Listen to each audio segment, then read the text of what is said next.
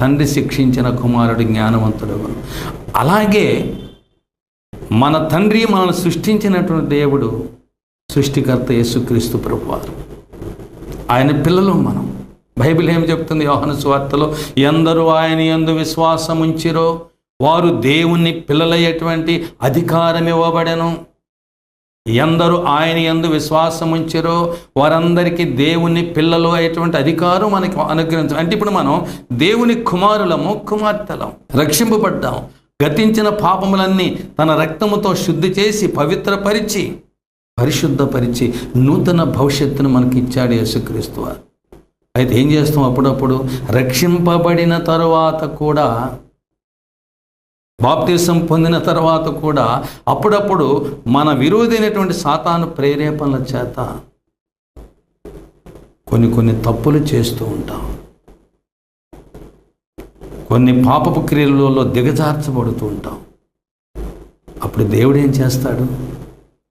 కఠినముగా శిక్షిస్తూ గద్దిస్తూ ఉంటాడట. హెబ్రీయులకు రాసిన పత్రిక 12వ అధ్యాయం మనం గమనించినట్లయితే, ప్రభువు తాను ప్రేమించు వానిని శిక్షించి దాన్ని స్వీకరించు ప్రతి కుమారుని దండించును. తల్లిదండ్రులమైన మనము మన పిల్లల్ని ఎంతో ప్రేమిస్తున్నాం, వారికి ఎంతో గొప్ప భవిష్యత్తు కావాలని ఆశపడ్డాం. కాబట్టి మనం అప్పుడప్పుడు వాళ్ళని కఠినంగా శిక్షిస్తూ గద్దిస్తూ వారిలో ఆ భవిష్యత్తును చూడాలని ఆశపడతాం. దేవుడు కూడా మనల్ని ఎంతగానో ప్రేమించినాడు. యోహాను సువార్త 3:16 మనం గమనించినట్టయితే, దేవుడు లోకమును ఎంతో ప్రేమించి ఆయన కుమారుణ్ణి మనకు బహుమానంగా ఇచ్చాడు. మన తరపున సిలువలో ఆయన బలిగా అర్పణ చేసినాడు.